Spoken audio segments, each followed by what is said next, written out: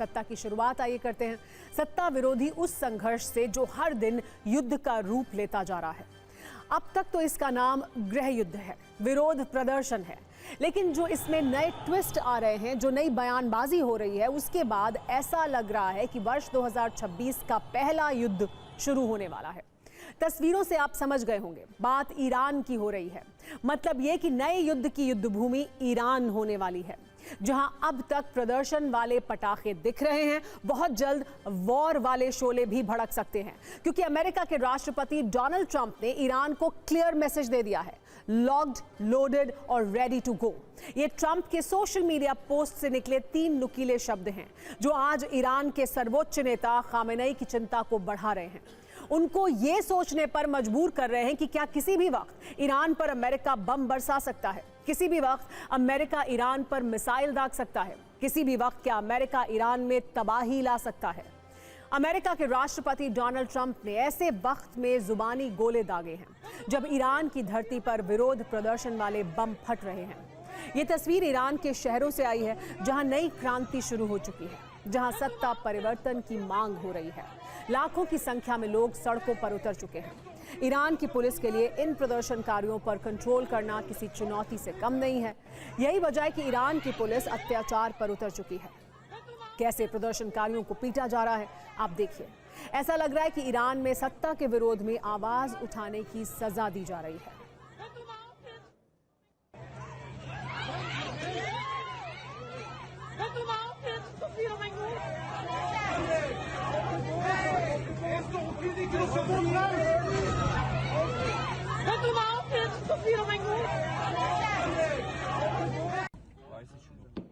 Iran की police के अत्याचार की कहानी सिर्फ इतनी ही नहीं है। अगले वीडियो में देखिए कैसे प्रदर्शनकारियों पर पुलिस फायरिंग की जा रही है। ईरान की सत्ता के पता होना चाहिए सत्ता में कि ये लोग वहीं के नागरिक हैं।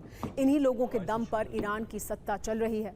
अब ये लोग महंगाई, बेरोजगारी और भ्रष्टाचार के खिलाफ आवाज उठा रहे हैं तो गोली मारने की सजा दी जा रही है।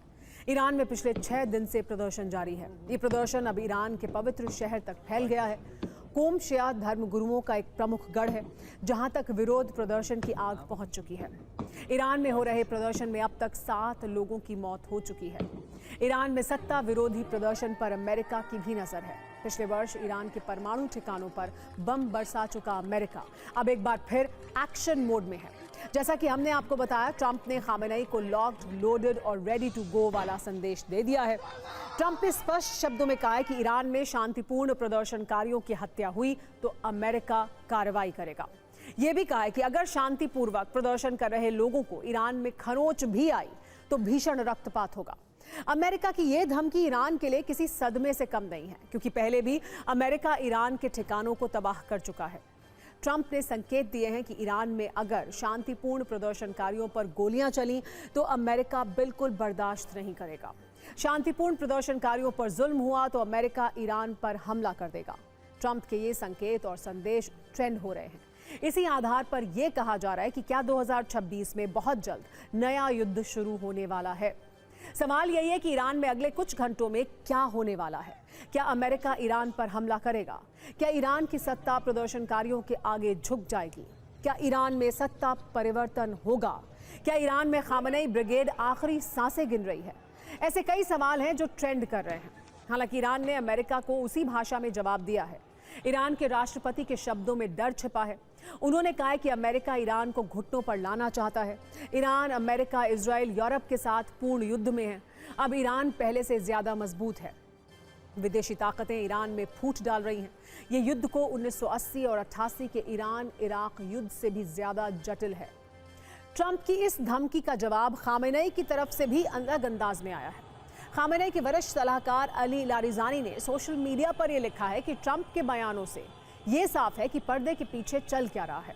ईरान वास्तव में प्रदर्शन कर रहे लोगों और तोड़फोड़ करने वाले तत्वों के बीच स्पष्ट अंतर समझता है। ट्रंप को यह समझना चाहिए कि यह ईरान का घरेलू मामला है। अमेरिका का हस्तक्षेप पूरे क्षेत्र को अस्थिर कर देगा और अमेरिकी हितों को नुकसान पहुंचाएगा।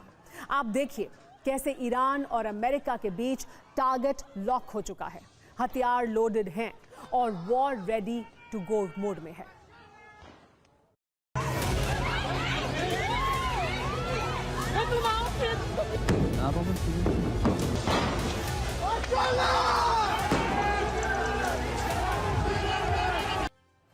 ईरान में सरकारी संस्थाओं में हमले किए जा रहे हैं, गाड़ियों में आग लगाई जा रही है, पत्थर फेंके जा रहे हैं, पुलिस और प्रदर्शनकारियों में हिंसक झड़प हो रही है।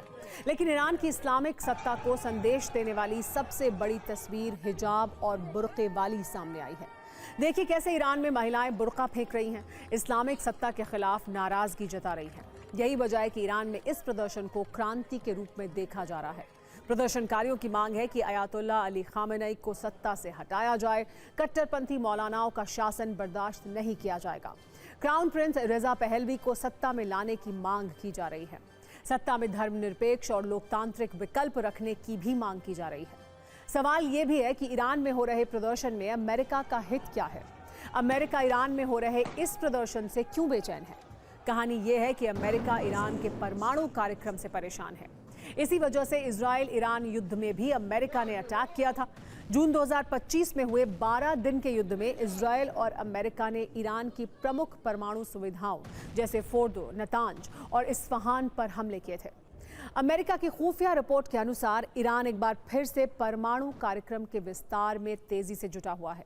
यहां तक कि ईरान IAEA निरीक्षकों को भी हमले वाली साइट तक नहीं जाने दे रहा। नवंबर 2025 में IAEA की ओर से कहा गया था कि ईरान के पास 60% संवर्धित यूरेनियम का स्टॉक है। परमाणु हथियार के लिए 90% यूरेनियम का संवर्धन जरूरी है। ऐसे में ईरान चोरी चोरी तेजी से आगे बढ़ रहा है, जो अमेरिका समेत पूरी दुनिया के लिए एक बड़ी चिंता की वजह है। अमेरिकी खुफिया रिपोर्ट्स के अनुसार ईरान के पास पूर्ण परमाणु हथियार कार्यक्रम को एक बार फिर से शुरू करने की तकनीकी क्षमता मौजूद है।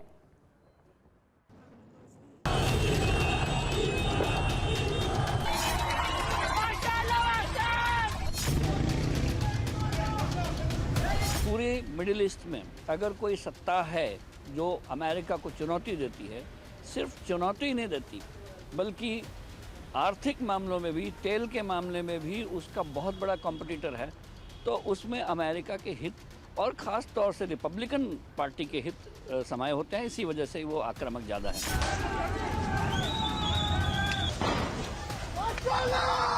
इस समय जो ट्रंप की राजनीति है वो ईरान के शासकों के हक में चली जाएगी, क्योंकि 2026 में चुनाव होने हैं और अगर अमेरिकन प्रेसिडेंट आक्रामक रुख अपनाते हैं तो मामला डोमेस्टिक नहीं रह जाएगा वहाँ के शासकों के लिए, और ये ऐसा लगेगा कि अमेरिका हस्तक्षेप बाहर से कर रहा है, बाहरी ताकत उनका साथ दे रही है जो डेमोन्स्ट्रेटर्स हैं। इसलिए ये बैड पॉलिटिक्स है, ये बैड डिप्लोमेसी है। जब ईरान में इस्लामिक सत्ता के विरोध में प्रदर्शन हो रहे हैं तो आपको ये भी जानना चाहिए कि इसका इतिहास क्या है। वर्ष 1979 में ईरान में इस्लामिक क्रांति हुई थी, जिसके बाद अयातुल्ला रुहुल्लाह खुमैनी सत्ता में आए थे। वो 1979 से 1989 तक 10 साल तक सुप्रीम लीडर रहे। उनके बाद सुप्रीम लीडर बने अयातुल्ला अली खामेनेई, जो आज भी ईरान के सर्वोच्च नेता हैं। 1989 से अब तक 37 साल से वो सत्ता में हैं और अब इन्हें ईरान के लोगों के विरोध का सामना करना पड़ रहा है।